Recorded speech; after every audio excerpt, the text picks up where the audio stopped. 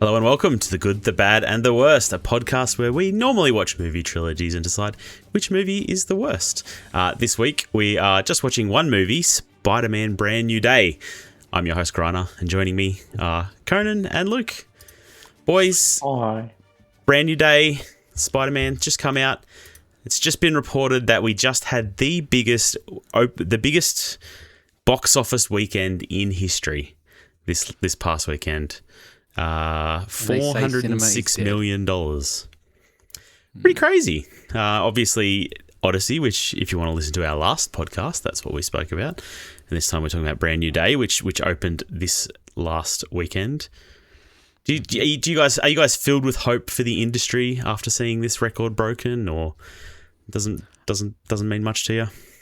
Look, it's Nolan is going to Nolan. Like he can make a movie about Oppenheimer and make over $1 billion, and that's just pure Nolan film craft. And people are being like, "This is a great movie. I'm going to go watch this." He turns these things that shouldn't be epic blockbusters into epic blockbusters. So I think everyone is expecting Odyssey to have a similar thing, but I still feel like it's surprising that it's about to cross $1 billion. But I feel like that's a very encouraging thing, and I feel like this year, if anything, has been full of that. Like all these upstart horror films that have come from YouTubers that are making $500 million at the box office. It's been quite a year at the box office, I feel like, for these small movies. A lot of profits going on. So I'm filled with hope again. And Spider-Man's always going to be Spider-Man, no matter what. It just does well. Yeah, the other side of that, though, is the wrong lesson. That is, great, we only need to make Spider-Man films and Christopher Nolan films, and then cinemas come to rely on that. Like, the outlier is Obsession, and to a lesser extent Backrooms, where they have shown that something else can be not like Backrooms is sort of IP, so it's not quite truly indie, and like Obsession being an actual indie hit is like the story of the century. But the success of these two things, bean counters are going to look at that and be like, wow, Spider-Man is truly the best thing in the world. We just need to make Spider-Man films. And so I don't know if it's going to bode well that well for the box office in general, because we only get them, every 3 years, every 4 years or something. And they're not going to start churning them out once a year, because it's that old chicken and egg situation where they need it to be good and they need the hype to make the billions of dollars. So they're going to hold it off for a few years. And then I think, if anything, a lot of your mid-tier studios might look at it and go, shit, we really need to have the Spider-Man. And they're just going to kind of cut out the middle. They're going to cut out those, movies that cost 20, 30 million. And they're just going to stick to doing blockbusters, and they might just stick to doing really small micro-budget stuff like Obsession. Do you think that's the lesson, though? Like, it's so, like, we've had so many other missteps within the Marvel universe, even in the last, couple of years. Specifically, where they're the big budget movies, but haven't really had a huge return.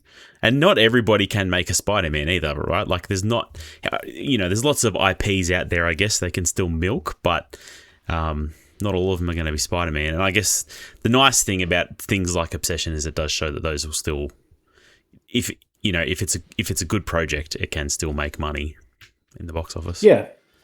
Yeah, but I don't think anyone's going to look at Spider-Man's success and say, wow, people love going to the movies. I think they're going to look at it and go, why is it only this movie that's made... Why is this movie so successful? Oh, because it's the fourth Spider-Man of this guy. It's the 13th in a long series of movie adaptations. And I think, if anything, that will scare some people off more than it will excite people for the industry. Because it's not a success story of the industry. It's a success story of this one character and this one franchise. Like, it's not superheroes themselves, but it is Spider-Man, and then that actually, I fear that might end up having a negative effect, where people will be less likely to now make something slightly different in the superhero genre or slightly different IP, and they'll just go, well, or they'll be like, well, how can we shoehorn Spider-Man into this next film, which they kind of do in this one. Well, what we need is a Christopher Nolan Spider-Man film, and then we finish, the box office. Like, and then we win. We win. It's complete. You've beat the game. You've beat cinemas make infinite dollars. Yeah, and then they've all just making money. Yeah. No, we never need another movie again, right? We can all just watch. A horror Christopher Nolan Spider-Man. Oh, Spider-Man. where he becomes Man Spider and he's like half spider or something. It'll be 2037. IMAX still playing sold-out sessions. This is what people do every week. Like, no one wants to anymore, but you have to because Christopher Nolan will make you do it. Yeah, exactly. Maybe that's his next movie idea. Everybody's watching the same movie over and over again. That's a more interesting concept, I think, than... I mean, I think his end game is to ultimately just be Big Brother from 1984. And he has IMAX screens in all of our houses and he tells us what to do. And he says, you have to watch. Tonight you will be watching Inception. Yes, but this is the new 4K. I've remade it on film this time. And that's all you get to watch. All other movies are destroyed unless he wants them to be there. As long as him and James Cameron come to my house and tell me where to put my couch so that I can watch the IMAX at the right spot. And JD Vance will come as well. And Sure. You don't want him with that. Advise you on the couch position as well. That sounds like a great night in. You know, first you watch a movie and then you have a romantic session with the couch. You get behind the couch and just get into the right position. On the track of memes, there's been a bit of a meme going around that Tom Holland, Zendaya, and John Bernthal are all going to be in multi-billion-dollar movies by the end of the year. I don't know. I've had this thought this week. Are Zendaya and Tom Holland basically the movie stars for Gen Z? Yes. Like, do you think they're bringing people? People are invested in their relationship. I think that's part of it for sure. I think we probably don't have quite the right insight into it, but I think that is correct. I think the reason why this movie is successful is in a big part because of that. This has got the whole like Brad Angelina like sort of dynamic that movies had back in the 90s and 2000s of seeing this real world couple do something together is like draws in your casuals or whatever. I think like a lot of teenagers are invested in that and they want to see these, and they have a connection with Spider-Man as everyone does. I think in no small part is because of that. Yeah. Mike, it's kind of feeding off the question you asked before. My question is, does that bode well for movies where all the biggest movies this year have the same 3 actors in it? And Anne Hathaway is also in about 5 movies this year. Like, are we getting to a point where there's just going to be like 10 actors and they get recycled and everything? But, I mean, I don't know. Because obviously Obsession goes the opposite where you have unknowns. And the movie did very As long well. as Indy Navarrete is one of those 10 actors, I'm fine. That's fine. Well, she's about to be in MCU. It seems like she's going to be. She actually is this a rumor? They're in talks apparently to play an X-Men, like Mystique or something. Oh yeah, everyone's playing the fucking X-Men. This machine, man, this company is just it's like the blob. They just consume talent comes up and they go, you work for us now. There's an indie movement out there to get her in the Spider-Man universe as Black Cat. But anyway, we'll see what happens. It's interesting that there's just this handful of movie stars that are in everything. Because Timothée Chalamet tends to be the other one. He's had a bit of a quieter year so far, but obviously we've got June coming up at the end of the year, which also has Zendaya in it. Worth pointing out, and Robert Pattinson. Robert Pattinson. Yeah. Yes. This is what I mean, right? Like I was thinking about that movie, the what's it called? Not The Invite. The Drama. The Drama. Sorry, I blanked there. And like the only reason that movie had any sort of success was because you cast the two of the biggest 10 movie stars in the world. Like if you make that movie with I don't know anybody else, it just does Nicolas not Cage. have. No. Well, then you get another great audience coming in and watching it, But like, if you just cast that with, not Indy Navarrete, I can't even think of anyone. I can't even think of any like B tier. It's just A tier or 0.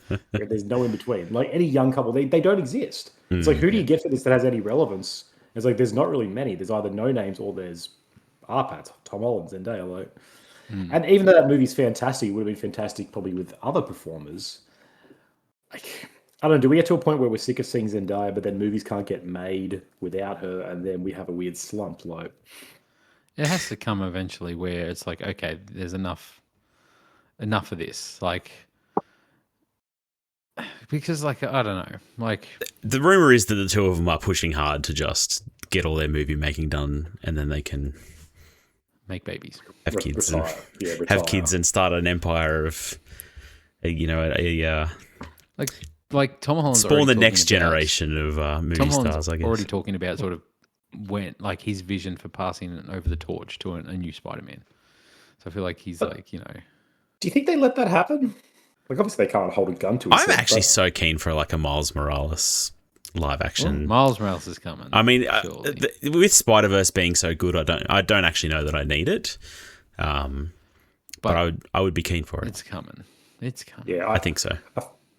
The stinger at the end of this film, spoiler alert for this film, being Brand New Day, kind of, opens it up to any number of things like that. And that's What like is your read on that? What is your read on the post credits? Let's start at the post credits as we. Let's start at the end of reverse engineering. Yeah. My friend I saw it with reckons it could be Andrew Garfield coming in from one universe. See, I heard Tobey Maguire. I don't know about same. that. I feel And like I they've think done that. I think there seems to be a rumor that it's like the whole Secret Wars or Secret Invasion, I get them confused, is going to be like the different universes are going to have one from each sort of come in. And so this is. But then also I'm reading something today saying there's a good chance that could be Miles Morales and see how they introduce him through some version. So I don't. Why is he in space? Why is he in space? Well, if you can be in space, why wouldn't you And be in that, space? but that Have you not listened tracker to Elon also. Musk? Space is but great. that whole thing is meant to be somebody spotted him. So who's reported this person out in space? But isn't the whole plot of Doomsday that there's multiple Earths colliding, and so it's somebody on a different Earth using the app and reporting it, and it's coming over to this anyway. It's Deadpool. It's Deadpool. It could be. It's kind of hard to read into, to be honest. I was kind of quite hoping the stupid. icon would be a different color, and then you would know, Like a right? If it was a black icon, it could be Could it be Venom? Miles. That's a theory. Yeah. Could be Ghost Spider too. Symbiotes from My outer daughter would be space. very happy if it was Ghost Spider. Yes. That'd be pretty dope. That's who I'm waiting to show up in these movies. Gwen Stacy. Like She's been in the other ones, obviously, but yeah. But she did. Holland ones. Like Emma Stone is never coming back. But I'm talking as- Spider Gwen, like kind of Gwen Stacy. Wasn't that kind? Is that? Yeah, I guess that's not always. Well, she's only been in the Garfield, hasn't she? Yeah. Oh no, she was in Tobey Maguire's one in number 3. She's Bryce Dallas Oh, Howard. that's Bryce Dallas Howard. That's right. Yeah. I don't think she's going to be. Where he's like, She's got dig a- on this. That's At the jazz club. Yep. What a film! Underrated. Yeah. Well, what a film. 5 stars.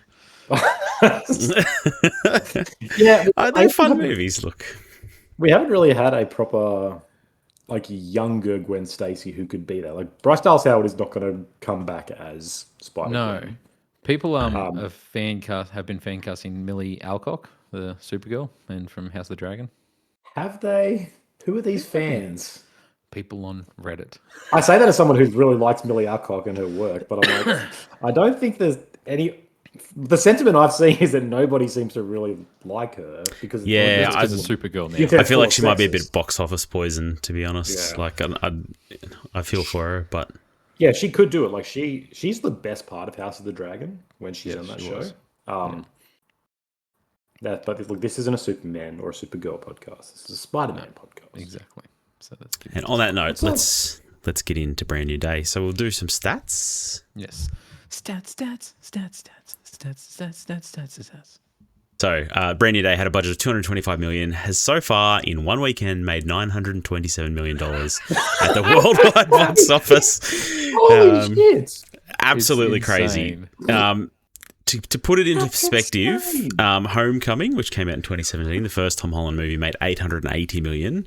That's also For its whole run. Huge. For its whole run. Yeah. For its whole run. Far From Home for its whole run, 1.1 billion, and then No Way Home, 1.9 billion. So, well on track probably to beat all of those, I suspect. That is No Way Home would be a big ask. I don't know if it gets to 2. We'll Like, see. obviously, it's We will already see. at 1, which is crazy. But No Way Home had that thing of people, like legs of people wanting to go and see all the Spider-Man. It's true. Yeah. I don't know if this will have that. No, and like the Fantastic Four reception was really indicative of that. The first weekend was okay, and the second weekend was nothing. It was just gone. Yeah. Everybody had already seen it who wanted to see it. This is better than okay, though. It is, but do you reckon this is the kind of movie that everyone goes and says, "Hey, you've got it"? Like, because No Way Home, to its credit, was like, "You've got to go see this because it has these other Spider-Man." Before it gets spoiled for you, go see this Yeah. movie. Go see this movie. And then I think so. I can imagine that movie had a lot of like people coming back a second time to be like, "I feel so catharsized. That should be a word. Seeing my boys, I'm going to go back and experience that a second time." You don't think everybody's like out there trying to figure out who Sadie Sink is? There's all those people who man, didn't get to see it on the opening weekend, and You got to go check out, man. Punisher's in this one. You know, I don't think boy, that's he's my got to thing. tell you something. they tried to do that with the marketing, right? There was a whole thing around Sadie Sink not saying who she's going to be, and it was kind of supposed to be a surprise. And it's cool, like the reveal and the character that she plays, but yeah, I don't think it's a cool reveal. It's gonna, However, pump those box office numbers. No, and Letterboxd spoiled it like the day before it opened. Yeah, as soon as the embargo's gone, Yeah. they go out. To be fair, IMDb spoiled the Spider-Man for you as well, Luke. So It did. Even for our cinema page spoiled. Oh, no, me. that's I was what so it was, pissed right. off. Yeah. Hey, how did it spoil it? it just listed the It literally actors. had Tobey Maguire and Andrew Garfield in the cast section. And I was like, what the fuck? That's pretty funny. That's funny. Um, Yeah, see, I don't think people are turning up to this to be like, I need to learn that. That's the thing you Google. And just go, oh, she's playing Jean Grey, cool. Whereas to know that Tobey Maguire is in there, that loads it up with, I need to see what he's doing. I want to see him Spider-Man some shit. I just don't think this movie has the kind of thing that people are kind of come 2 or 3 times. Or even necessarily be like, we have to all go see couldn't if I wanted to. Because you have responsibilities? Or Yeah, exactly. because I'm a grown-up, yeah. says the guy who sees every movie 4 times How many times have Odyssey. you seen the Odyssey? Odyssey and 4 goes to the times. Gold Coast to watch them half the time. Let's not get into your personal life. The critical that's reception. So Brand New Day has a reception of 66 currently on Metacritic. Homecoming was 73. Far From Home was 69. Very nice score. And No Way Home 71. So actually the lowest scoring Metacritic score of all the Tom Holland movies, which surprises me, to be honest, I think. Yeah, it's criminal that Far From Home is higher than this. Yes, that's the big one, right? Far From Home can eat loads. Very forgettable movie, I feel like. Yep. Jake Gyllenhaal, Mysterio. Yeah, Mysterio Jake just Gyllenhaal. didn't do it. Yeah, it's not doing anything. Waste of good superstardom. But we're not here to rehash that. Or So- are we? Here or not. I'll go to town on that movie. That movie sucks. So I guess, yeah. What did you guys think? I'll go first. So I already saw Luke's rating on Letterboxd. I already know his feelings. Grinder, you're the wild card here. You could be like, I don't know what's going to happen. It's just like, where's he coming from? I always wait till My after the pod to do my, and also because Yeah, I I'm forget about Letterboxd because I'm Yeah, you don't use Letterboxd. not a Letterboxd nerd like you guys. I'm pretty badly addicted. This was good and bad. I think this would fall somewhere in probably not as good as No Way Home, but better than I think the others. I really like parts of this movie. I think this has easily the most visual style of any of them. Like the John Watts trilogy is. I rewatched No Way Home before this, and I've seen Homecoming a few times. The John Watts trilogy is really bland, like to look at. It has no visual flair style. It is very generic. And you can see why he sort of got chosen for this. It's like he knows how to film this stuff. I don't think he has really any eye to be like. He has no point of view. He has no way to be like, let's make this look interesting. It all looks what you expect a Marvel film to look like, which is fine. Like you get why these people get these jobs. This though, even though it still is sort of restricted or shackled a bit by the Marvel overlords, there's a lot of this movie that feels like there's a guy trying to say something. There's a lot of shots of just New York. The city feels like a character, and that is a really hokey thing to say. But so much time is spent in like little bodegas and little corner areas and down streets, and actually making this place feel like the neighborhood that Peter lives in. And then there's some interesting. They did in the original Spider-Man. Like Tobey Maguire ones captured New York awesomely. Like That's right. You know, the pizza shops and all that sort of stuff. And then, like, there's just some good shots here that I think have a real flair. Like, there's the scene where the two that stand out is there's one where the Punisher is standing in his like warehouse, and it's just looking out on the ocean, and it's just a big white sort of background. There's these little black guys there. It's just him standing. It's just a really good-looking image, and it kind of captures him as like this guy who's, you know, he's all alone and he's dwarfed in this. Like, that's really compelling. And there's a scene where MJ is swinging with Peter after they've had their big conversation. It just kind of it just sits on them. It doesn't go zoom out to show anything. It just sits on them swaying back and forth. And it's just a really interesting choice to be like, it's not focusing on the excitement of swaying or swinging. It's just like this meditative moment of like emotional breathing. And so these sort of little flares that Destin Daniel Cretton, these flares that he brings, these little flourishes are really good and actually inject this movie with some DNA. Big problem is that this is a stepping stone movie. This is packed to the brim with way too many characters. This is blue ballsing you because it's just saying, hey, we've now got another new character for the next movie, and that's where the payoff comes from.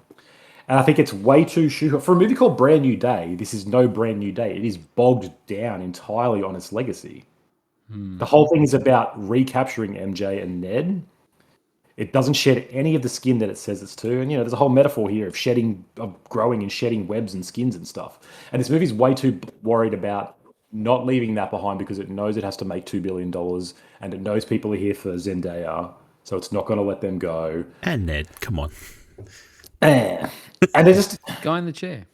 It feels really shackled. Like, this should be a standalone movie, a new start. It should be a friendly neighborhood story. Maybe have one or two characters come in and actually be like the Tobey Maguire Spider-Man. It's like a self-contained unit. But instead, it is so entwined with the Marvel machine that it needs to introduce Jean Grey. It needs to incorporate all these other threads like the Punisher, the Foot, Florence Pugh, to make sure everyone knows, oh, great. If you're invested in the MCU, you're going to get rewarded, don't worry. And it's still building towards Doomsday. And as a result, it doesn't let the movie actually be its own thing. And that really frustrates me. However, it's interesting because Spider-Man is not in Doomsday. I was going to say, I don't think this movie is directly related to Doomsday at all. He'll definitely be in Doomsday, come on. No, he's not. He's not. He'll be in Secret Wars, apparently. It says Spider-Man. Oh, okay. Spoiled it by now. He would have spoiled it. RDJ told us. He told us. He called us the other day. I'll put money on the fact that Spider-Man's going to be. He may make an appearance, but he's not going to be a primary character at all. That's not the point. He's going to be in there, though. And Jean Grey is going to be probably the pivotal villain of that, or at least an impetus. No, I think she's. I think it'll be Doom. She's in this to set up X-Men. Maybe not the villain, but she will be a big. That's what I'm saying. She's like, they're not going to just leave that. She's going to be really essential to that story. For sure. Don't think so. What the fuck's the point of bringing her in then? To set up another branch of the MCU. X-Men. That's the point of Doomsday. I don't think it is. Who knows, I guess. X-Men. I mean, Doomsday is bringing in all the X-Men and they're going to kill off all them. That's literally this narrative. We've seen it in the trailer. It's got all the X-Men. It's got Cyclops. It's got Gambit. It's going to be... It's going to be really awkward. It does, but it's the old ones, right? Trying to hit on Jean Grey. It's just not going to have the same effect. I don't know. Hugh Jackman hitting on Sadie Sink. Yeah. Hugh Jackman might be problematic. Just until the news comes out. So, yeah, this is my problem with this movie is leaving No Way Home all them years ago. I feel like it was actually like 5 years ago, which is crazy. I don't know, 4 years ago. It was pretty much exactly 5 years ago, yes. Crazy. Absolutely crazy. I felt like that was like 2 or 3 years ago. But leaving that, I loved the ending shot of that movie where it was like Spider-Man, Peter Parker in this dingy, crappy apartment. He owes the landlord rent. He's got a new suit. He's in New York. It was winter, it's snowy. And it was like, oh, perfect. Like what we've just seen, that trilogy is his origin story to become Spider-Man that like we see in them other films. You know what I mean? Like this is now, he's had the great responsibility thing at the end of his first trilogy. Now this is him being Spider-Man. And so I had hype coming into this movie, not from the trailer. I avoided most of the trailers or anything like that. But for the last few years, I had hopes for this movie of being this like a new story and not so much cutting Zendaya off or anything like that, but like having that as this thing that he's like, okay, I did that for a reason. I can't pursue that. It pains me. And it's like this source of pain that's in his life. It is the focal point of this movie is him trying to get them to remember. I wanted it more. He's living his life. He's doing stuff. have him seeing what he's like and trying to have a social life away from them and being this new person in a new city and being a new Peter Parker, basically. And I don't know, just seeing more like we get a little glimpse of it where he's like taking on Tombstone and you know, who was the other one? Scorpion. Like we have a few things with Scorpion and stuff like that, but I kind of wanted to see more of that sort of stuff of him dealing with these people instead of. By the end of it, I feel like we're at the point that this just is the fourth movie of his quadrilogy. I don't feel like this is a separate entity at all. It is very much bogged down in what happened previously. And yeah, I don't know. For a movie that's whole story is about him evolving and shedding his skin and everything like that, it's just stays very much keeping the same old narrative. And I don't know. I feel like this movie is weaker for not having a strong villain. Sadie Sink is good as Jean Grey, and I like the idea of this villain, but you can't say she is the villain of this movie. You got the guy from Succession that ends up being like sort of a villain sort of thing, but like, I don't know, you watch No Way Home and you've got Doc Ock and you've got Willem Dafoe, and Willem Dafoe especially is like this like powerhouse of like a villain character, and he's playing it great. You go back to Homecoming and you've got Michael Keaton, who is awesome as Vulture. And say what you will about Jake Gyllenhaal, but Mysterio was memorable in some of the stuff. It was different. I feel like you disagree. Yeah, I think I do. I think I disagree with both of you. I like this movie quite a bit. You're right, like it is kind of stuck in the past, and it would have been interesting to see Spider-Man evolve and move past MJ. But for me, like watching this, the opening of this movie felt like it was missing something. And I was meant to feel that way, right? Like he's missing, his crew, his people. And I don't know, I kind of liked him trying to get them back. I liked that this was it kind of dialed it back. It's a smaller story. He's back to being, it's small potatoes as what's her face would have us think. Yelena. And not that I liked her in this movie, like she kind of annoyed me, and I know nothing about the Thunderbolts and the new Avengers. Just, and so I'm like, well, shit, I don't know any of this stuff. But yeah, I don't know. It felt like it did something that I feel like MCU has been unable to do, where it came back from this, universe-ending villain to give us something smaller, to give us a friendly neighborhood Spider-Man, I guess. I don't know. Like, I don't agree that. Go ahead. Sorry. What don't you agree with? Oh, no, you continue. You continue. That's where it ends. Like, you're right. It would have been interesting to see them move past this MJ, but I feel like they're gonna. We move past this by getting a new Spider-Man, right? Like, I don't know. I don't know if we talked about this on air or off air, but Tom Holland's not going to do this forever. We're probably going to get a Miles Morales next, I would suspect, but we don't know. And I feel like that's when we get a new outlook, a different Spider-Man. But for now, this is our Spider-Man, and this is true to the comics as far as I know. Like, Peter always pines for MJ, and he finds her across universes, and like it's just that's his story, I guess. But you don't mind Black Cat, though. You don't mind Black Cat. No, he has these other things that happen. But sometimes he slays Black Cat. Sometimes he's slaying Gwen Stacy. Black Cat.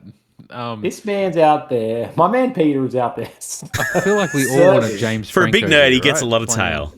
Yeah, he does. Look, there's a little bit of fantasy trivia of like handsome, jacked nerd. Look, it's not a perfect movie, but I don't know. I kind of like where it goes with it. I really like his and the Punisher's relationship. I think that's the best part of this movie, probably, in my opinion. But it's very much introduced in this. Like, it's just like these guys know each other, they're friends, and But I think they do it well. Like, I don't mind. No, yeah, they talk. They talk about the Staten Island incident all the time. They don't tell us what happened, or they don't go into it. We just know that they've got a history, and they're kind of antagonistic towards each other, but also like look out for each other. And he's wearing the Spider-Man costume and waving at the end, so Peter Parker can slip out of the hospital, and he's enjoying himself.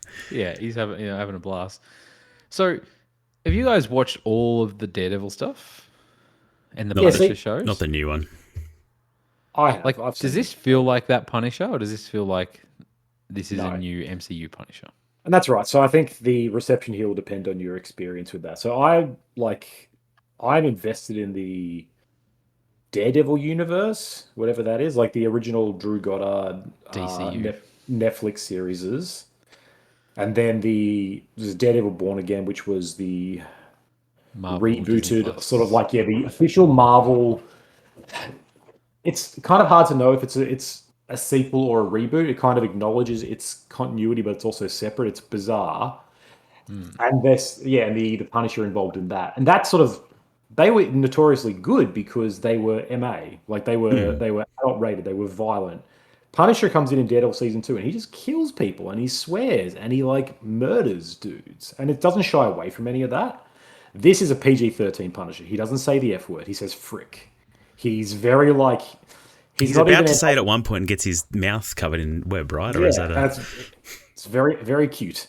And it's kind of he's a little bit antagonistic, but also he's like, I made chili for you. And he's like, yeah, I see why you like this girl. Whereas the Punisher like a grumpy uncle, as opposed to a cautionary tale of what can happen if you pursue vigilance. I do get that, right? Like it's a little antithetical to what the Punisher actually stands for, and I also like the Netflix Punisher. Like I get it, but it's just a matter of John Bernthal is such a good actor, I think, and they have good chemistry. It is like a fun buddy cop thing. But again, it kind of feels like it's trying to have its cake and eat it to me, where I'm like, you are trying to incorporate Punisher in for fans like me who have probably seen that part of it, not necessarily all of it. But you're doing a disservice to them, to both characters, I think, by trying to just jam it in when he doesn't necessarily he doesn't need to fit there. And obviously, there's a comic book history where those two have an antagonistic relationship where they're actually constantly at odds. Whereas here is a lot more of like they're reluctant friends, and like that is fun. But I've sort of seen that with Daredevil and Punisher through Daredevil season 2 and 3. It's a very similar vibe of a younger hero who's sort of got this moral code that comes up against Punisher. We literally got a whole season devoted to that of a TV show. And then sort of have him here kind of doing the same. I feel like it's fine, but just not really. We don't see him kill anybody. Like what we needed, we needed to see him kill Spider-Man's policewoman friend. Comes very close to killing Spider-Man, but yes. Or that. Or just like a scene where he just walks in, just kills 10 dudes. It's just like Spider-Man goes to stop a bank robbery and Punisher has just murdered an entire gang. And there's this blood everywhere. There's brains in the thing. He's wiping organs off his face. And Spider-Man's like, Frank, what are you doing? But that's what we need. Yeah, he should have killed that old lady janitor that was driving the tank, right? That would have really made us love the Punisher. Opens the door and her head blows up. Just straight away. She's like, what am I doing here? Boom. Just head gone. And then Frank just goes, you're welcome, and walks off. And it's like, this guy saves the day. He's like, let me tell you something. Like, Jean Grey and Spider-Man have no relationship in the comics, though. They never really cross paths. So this is an entirely new addition here. And it's fine. I don't like the fact that they use trauma as, again, the solution to all the problems. Of like, she gets in his head and he's like, I've got trauma, you've got trauma, together we can overcome our trauma. Like, literally, that's kind of it, right? She literally just needs to talk to somebody and she's okay. She needs therapy, and it would have been fine. The script here is pretty lazy with a few things like that. Like the whole that and the whole reveal that the bad guy, the dude from Severance, the fact that he's like, he lies or he's like, oh, that was actually, when she said Sarah, that was my dead co-worker. Yeah. And then he's like, what? He lied to me? I didn't see this coming. It's like the most telegraphed thing in the world. We did. Yeah. You can tell he was lying. Spidey, where's your tingle? Like, what the hell? Like, it's a very convenient script thing, and that kind of, like, that's sort of to be expected at this point, but all these little things, these little choices that I don't like, butt up against the choices that I do like, where I'm like, Cretton's clearly got some visual flair, and I think he has an idea of. It's the classic problem. Like these directors with a proper vision or a proper like style and sensibilities can't fully work in the system. Like you have to be a Ryan Coogler really to do it. I mean, this is not his first no Marvel movie, right? Like he knows what he's getting himself into, which was great, and you should watch because. Yeah, it is good and it is different. And is that character going to ever appear in the MCU again? He's in the trailer for Doomsday. Oh, is he? Well, there you quite go. heavily. He fights Gambit. Maybe I have a reason to care about him. then. He's fighting Gambit. Yeah, you should watch it. It is a good movie. It has characters from all the other movies. Anyway, speaking of characters that appear in everything, was Hulk needed? Because we're an hour into this discussion and no one's mentioned that Hulk appears in this movie. And it's kind of a thing that you could forget that he disappears because he does just disappear at some point. After he falls off the building. He's never addressed again. You see him in the back of an ambulance. Yeah, and he does have that moment where he's like, oh, I hope, someone described it as like a recovering alcoholic who's fallen off the wagon, like he's worried he's hurt someone. Look, is he needed? No. Do we get a fun Spider-Man fighting Hulk scene? I think that action scene was really good. Punisher shooting the Hulk in the head over and over again. Spider-Man dragging him along the floor while he shoot. That's fun. It's a good moment. Being no match for Hulk and just trying to take. 100%. He's good. He's good. But fun. That's comic books, right? Like the person who wins is the one the writer wants to win, not the one whose power level is, the highest. Yeah. It gives us a really good action scene. Is he absolutely necessary? No.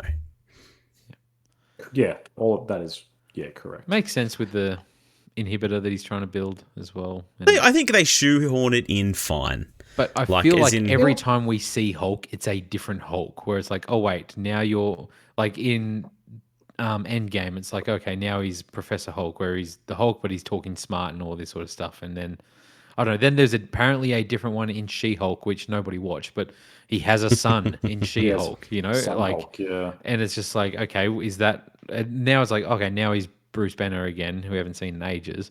Well, we even get two Hulks here, right? Like there's that kind of halfway Hulk. And then the full Hulk. Yeah, where he gets way bigger, which is actually, it was just pretty cool. It's like, okay, that's the Hulk I remember from the original Avengers. Like, okay, we haven't seen him in a while. Well, he even tries to do the Loki smash with Spider-Man, but Spider-Man just slips out of his hand. Like, look, gives us some really fun moments. You're right. Like, maybe there's probably some other big guy in the MCU that she could have brainwashed and they could have used him if they wanted to introduce another character again. But Juggernaut. And it should have been Vinnie Jones. I'm the Juggernaut, bitch. That's what he should have said to Spider-Man. Would you like it better if it was Juggernaut? Because I absolutely would not. Like, he's not a better I'm character happy with than the it Hulk. I'm happy with it being Hulk, but you do have mutants, like they're introducing X-Men. It would be a thing of like, obviously I feel like this inhibitor that he's built that's universal is going to come into play in future X-Men films. It's like, okay, he's learned how to turn people's mutations off. Basically, yeah. Apparently, it becomes a tool of the Sentinels. Anyway, well, I don't know. Obviously, Speculating on MCU plot points feels silly to me. Yes. No, according to you guys, we'll never see him in Doomsday at all. Spider-Man's completely written out of the MCU. He's not. He's not not going to be in Doomsday. He's not in the cast list on IMDb, so he's definitely not in Doomsday. Whoa! Maybe a Marvel Secret Wars. a Marvel film not giving all its information away. You know what? They I'll wouldn't say do now, that, would they? we'll get Right. a Spider-Man. It won't be Tom Holland in Doomsday. Tobey Maguire or something. We will see. Come join us in December when we no doubt discuss that movie. Yes, When we will Conan be. is I'm going to validated. review all the Avengers movies. So Oh, actually, yeah, we do have that on our list, don't we? yeah, But shouldn't that wait until 2029 or whatever when the next one is? no, because Only we'll be 1 year reviewing. later. We'll be reviewing the Infinity Avengers movies as a 4, and then So the why next would one we will doing be Doomsday. Doomsday on its own. But then what? But then Doomsday's part of Because a we like to duology. review big pop culture movies. Do we? We do. Sometimes. Remember we just did Odyssey. Yeah, no, I was opposed to that. Yeah. Or I was keen to put it in part of a trilogy and do that, and do Troy, and do like the Nobody 1950s wants to watch Troy again. do the 1950s Odyssey film as well, or do that and Oh Brother We're Out There. But no, And no Tenet. one wants to listen to me. Anyway, indeed. Did you guys like that it felt, I don't know, to me it felt small, like smaller scale, small potatoes, as they say. Did you guys like that about this, or didn't that didn't do anything Jean for Grey you? is not a small potatoes villain. But she is, mind though. controls kilometer. No, she's not. Her and the Dark Phoenix. She are is- Put her literally 30 like meters the- away and she's not She's a not the threat. Dark universe Phoenix yet, ending though. villain. She's But not the she Dark clearly Phoenix has- yet. She looks like a kilometer's worth of people, and she could just kill them all. You know what I got a problem thousands of with? thousands of people. She That's not a kills small someone in potatoes. front of Peter Parker, in front of Spider-Man, and he barely cares. That old man gets run over by a car, And Spider-Man's not even like, no. He just gets hit by a car and he's like, fuck, MJ. You know? Should have been the Punisher driving that car, right? Yeah, exactly. Like, don't worry, I got him. Would Spider-Man be better if he was Australian? And every time something went wrong, he said, "Oh, fuck's sake." Oh, fuck, mate. Crikey.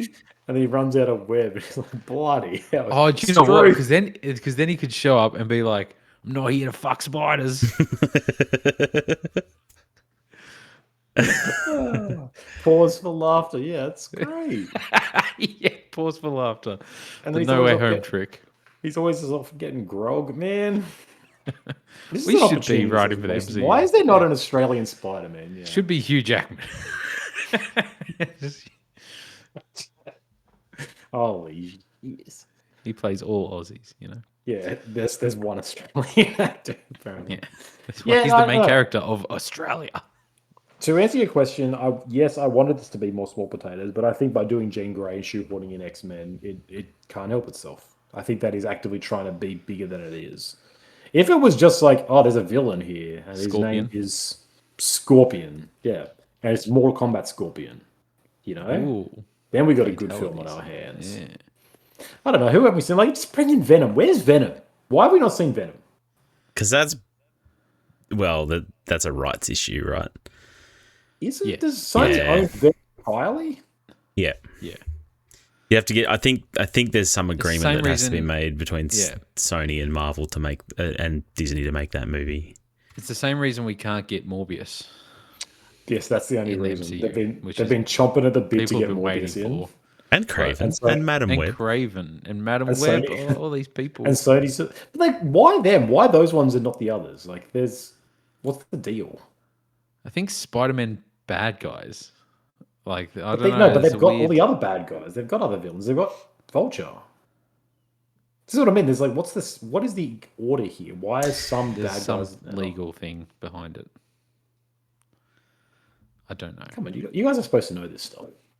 All right, well, then, whatever. Bring back Sandman. I don't know. Just somebody. Just have one villain and have him fighting a villain. Have Gwen Stacy there. Honestly, if you have Punisher here, why not have Kingpin? Kingpin is a huge Spider-Man villain. I would have liked to have seen D'Onofrio.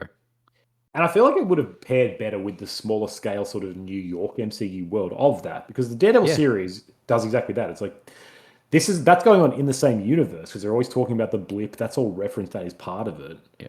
And you have And him so- dealing in New York with dirty cops under That's right. Fisk, and that's bringing Punisher in because he's like, these cops are dirty. Have Punisher. I don't know why Daredevil's not in this film either. Like they've teased him in a lot of things. He's I in thought- No Way. I He's in really No Way thought- Home. I really thought he was going to be in this. Yeah, they show the hand, so like they've got all the ingredients, and for some reason he's not in it. Like that's how you do a smaller scale, I think. And yeah, I know Marvel is just too big for itself at the moment. And it's not working for them at the box office. Like, This, they should be yes. listening to us. And this is exactly what I say, from this is going to be the wrong lessons to take, because this movie is going to make $2 billion in like a month, and they're going to be like, "Yes, we are so back." We need But more they're also X-Men. going to they're just going to double down on stupid shit. It's just Like the thing, I don't know if we could get a Spider-Man film where it's the villain is Fisk and corrupt cops. You know what I mean? I just don't No, know if remember- we could get that. This movie has propaganda where there's that scene where she comes up and she's like, "You almost killed a cop," and Peter's like, "Oh God, no." Whereas everyone in the cinema was like, Paragons of virtue. "Yeah, everyone It was said like ACAB. exactly." So it's like, this is outdated. Spider-Man, you're on the wrong side of history, man. Exactly. Ruling class. Exactly. Maybe in his multiverse universe, he's on the right side of history. Don't know. Yeah. Yeah, Earth is he on? maybe in this world, maybe in this Earth, the cops are good. Must be nice. All right. What else do we want to say about this movie? Are we wrapping it up? Have we solved it? Yeah. I don't know. I really enjoyed it. I think I'm want you to- hotter on it than you guys, but yeah, I want you to go to bat. I want you to go to bat more.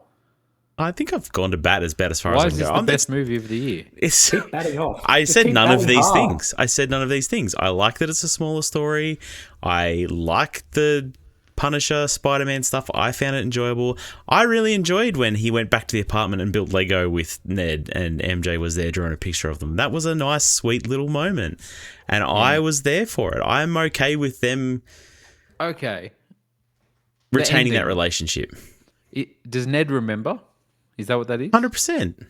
At the end, yeah. This theories. People saying that's not him remembering.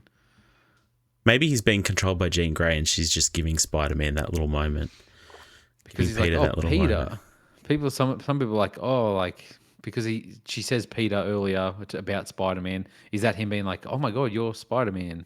Or is he could be. You're Peter Parker? I mean, even MJ said, I do not remember anything about you. And so he probably doesn't, maybe. But he remembers the handshake somehow. The handshake activated it. So I feel like, Peter Parker and MJ need to do some stuff with their fingers as well to make them remember their past.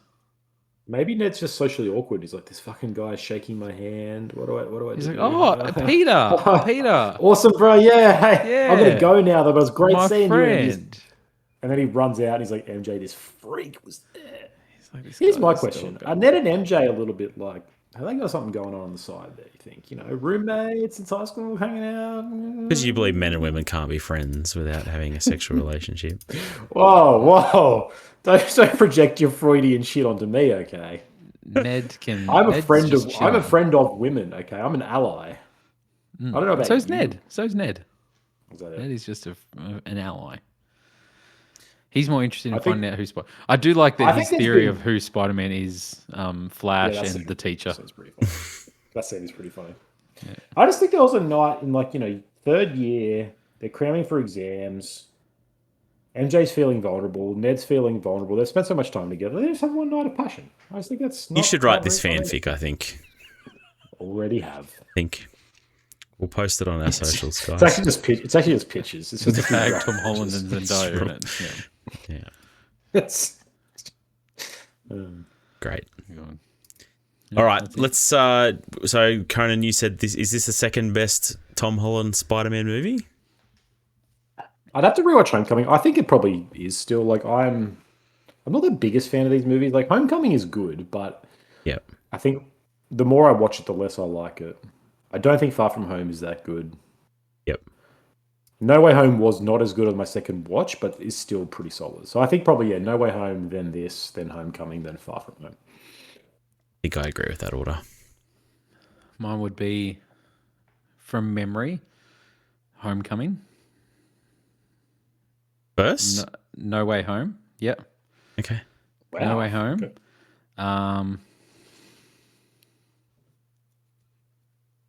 Maybe, this, then Far From Home. Okay. That is close. No Way Home, there's an argument for No Way Home to be first. I don't think it's a better movie, but it was a better experience watching that for the first time. That was something special I'll always remember. And seeing, the last act of that movie, it's really cool seeing all of them interact. But Yeah. that movie is so just fan service for cinema reactions that doesn't hold up as much on a second viewing. Yep. And some of that movie just looks bad. There are some shots that just look like this character is just standing on a green screen somewhere. Yeah. There's When some they're meant to be in weird the middle of a choices. city. It's just some weird stuff in that film. But yeah. And Michael Keaton is awesome as Vulture. I feel like you need to go back and watch Homecoming. That It is reveal good. where he's The reveal the is dad. good. It's Yeah, he's the so door, the good entry to and- the door scene. Yep. Yeah, it's good. So All right. Next fortnight, we actually haven't discussed what we're doing. We did consider doing the YouTuber horror horror. YouTube trilogy. We all Go. okay with that? So, okay, wait, we need to figure out what that actually is, though. So it's We know what it Obsession? is, Conan. No, You we stop don't. bringing weird shit. Obsession, Backrooms, Obsession, Iron Lung. Backrooms, and Iron Lung. Okay, That's but then what that's about, my vote because they're the ones that came out this year. The other one is Shelby That's- Oaks, so right? Yeah, so does Shelby Oaks. Didn't they come It came out last year. No, came out last year for our boys' weekend. Remember? That's pretty much We out were in on our Newcastle, boys' October. weekend. Yeah. We didn't watch it. What do you mean? No, Doesn't matter. but it was Didn't- out. Oh, we it were came out, going though. to. Yeah, you're right. Yeah, and Grana bitched out. So That's me. we'll watch that one when we do the end of Oak Street. We'll make a duology. Then. The Oak trilogy. We'll watch a Pokemon movie in there too, just to get Professor Oak in there. Professor Oak. We'll watch Pokemon 2000. We'll try and tie them together. There's some dinosaurs in that for sure. You know? So No way, because there's also what about the Philippou brothers? we're They're going to beyond have their own YouTubers. trilogy, yeah. I can't read The ones that came out this year, that makes it easy. Yes, the There's three of them. 2026 YouTube to horror Pipeline. trilogy. Iron Lung. Yep. Obsession. Backrooms. Obsession. All right, I need to see Awesome. Obsession again. Shit. It's available digitally. I'm not paying $25 for that. It's still at the cinema. Go on a Tuesday. Go tomorrow night. Event Cinema. It's still on. We're not podcasting tomorrow night. No, exactly. There you So go. There's for an it. option. Look at that. Go watch Invite All again right. as well. Good film. Good film. All right. That's our podcast. Thanks for joining us. This podcast was brought to you by a few books by Conan Clark. Taste of Iron, God Grotesque, and what's the new one called? Face of the Deep. The Face of the It's so close Deep. to being Face of done. the It's like 3 chapters. Get in there they're the now. best Read the chapters. others so you're ready for the release of the is it the final one in the trilogy, or is there more to come? No, I'm not one of those hacky fantasy authors who's like 20 years and just or never stops. You know, it's done. That's done. The fourth one will be Brand New Day. Without spoiling anything, do you have plans to like move on to a new series of books? Have you got other ideas? Have you got other things written, or? I've got another like manuscript that I need to re-edit and rewrite for a whole different thing, and that'll be my next project, I think. Us. But that's also like my magnum opus that I'm like, maybe I should wait till I'm 50 years old. Great American novel, of course. Yeah. So I don't know, but I probably will work on that. That's what I'm toying with. Nice. Well, get in now. Get in on the ground floor before these become the biggest books in the world. Pre-order all my books. Do it. Do it now. Give us a rating on Spotify. It helps us out greatly. Thanks for joining us.